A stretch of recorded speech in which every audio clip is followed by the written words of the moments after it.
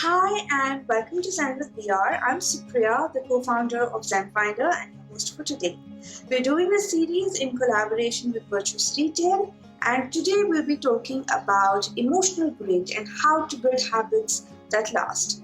And for that, I have with me Dr. Neeta Bhushan, who is the founder of the Global Grit Institute.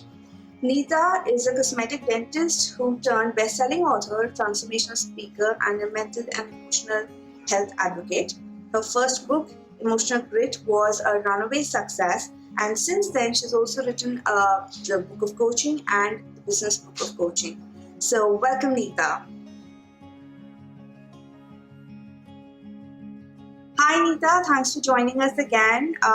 In the last part of this episode, we spoke about emotional grit, how to deal with emotions, and how to build mental fitness in these trying times. And today, I'd like you to take that a step further and help us understand habit formation a little more, because most of us are trying to build healthier habits, maybe trying to be more productive, more peaceful, but we end up giving up midway. So, in your experience, what have you found in terms of the challenges that people face by trying to build new habits, and how can they overcome them? So this is a beautiful time to be quiet with ourselves, to spend some time getting to know ourselves, to spend some time trying to improve ourselves, enhance ourselves in many ways. And what tends to stop us in our tracks when we are trying to build habits for the first time or reignite habits, we have to really understand what stops us. And what really stops us, my clients always say, well, I want to be able to build a habit of writing. I want to be able to write that book finally. I want to be able to create that course. Or, I'm gonna do this personal task for myself. I'm gonna try to, go vegan or lose that 10 pounds. So I'll get up really early and go to the gym. So when somebody says, I'll get up really early and go to the gym, because this is a common thing for all of us, right? We want to be healthier. So immediately what comes to mind is it's all or nothing. And if I miss one day of trying to work out, if I miss one day of trying to wake up, and I wake up instead of an hour earlier, I wake up 15 minutes earlier, and then you have to get the kids ready, you are running around, there's so much going on, you don't have that time for yourself, and then we get discouraged. We get discouraged because we didn't keep that promise to ourselves. So what James Clear says in his book, Atomic Habits, who's one of the foremost researchers on building habits that sustain for life, he says we have to keep things simple and easy.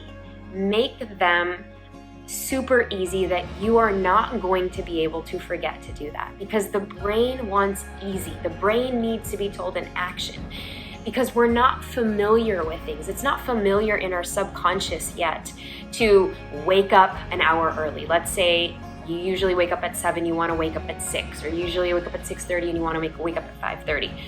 Have you ever made a list of all of the things that require you to actually wake up the next day an hour early?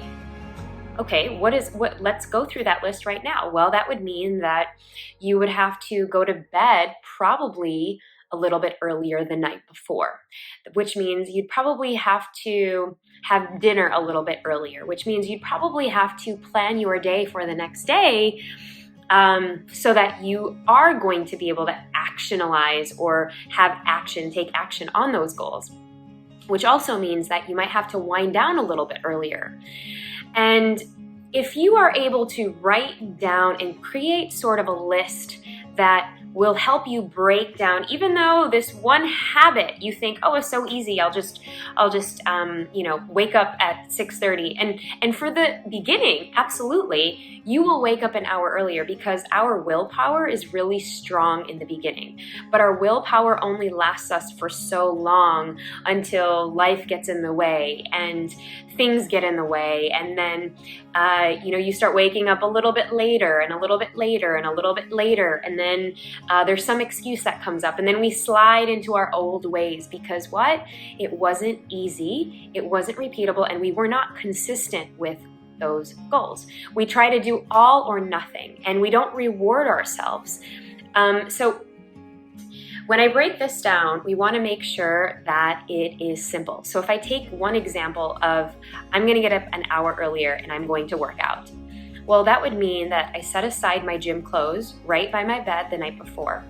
I do whatever I need to plan, because if we fail to plan, we plan to fail, right? So we want to make sure that we have whatever we need in the morning to make it easy for us. If you make your chai in the morning, your coffee in the morning, have it ready by your stove so you have all of that set up. If your child needs to get up and get dressed, you want to have his clothes ready or her clothes ready the night before. We do this with my son, and I have my gym clothes right next to my bed. So when I roll out of my bed, no matter what happens, I see my gym clothes, I see my shoes, and I say, okay, this is going to trigger something in my brain that's the first thing that I do is, change from my pajamas and I put my workout clothes on.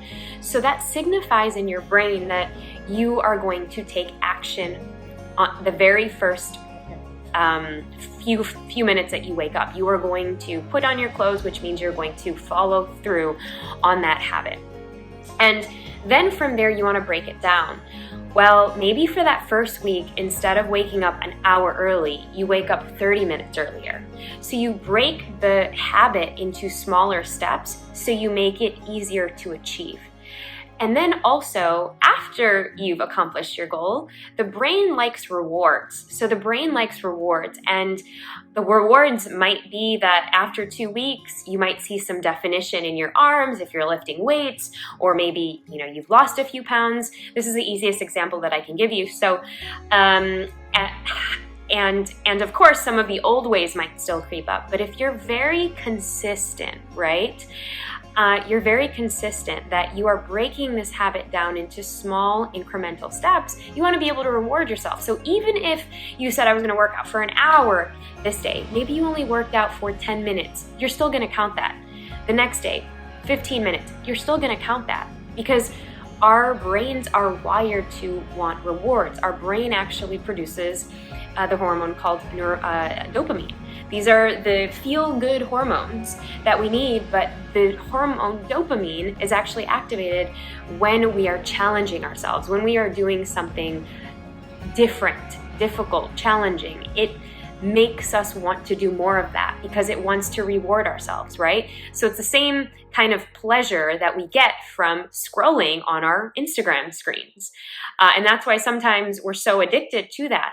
But what if we channel that into, okay, I'm going to reward myself by, after I work out for an entire week, maybe I can have a tiny little piece of cake, or however you want to reward yourself. And you're doing that after each time you've accomplished your goal. So maybe it's 10 minutes of Instagram after you were able to work out, or you spend 10 minutes in the shower that day because you were able to satisfy your goals. That's how great habits are built. If we are trying to rush into something without a plan, then we plan to fail. Thanks, Neeta. That was really insightful, and I think we really need to let go of the all or nothing approach. I've personally tried building small habits, one thing at a time or a little step at a time, and it has really worked for me. So I think that approach works 100%. Thank you so much for sharing this with us and joining us here today again. I'm sure the viewers as well appreciated all the insights that you've shared with us. Thank you, and thank you to the viewers as well. Please follow Zen Finder for more such updates, and I will see you next time. Thank you.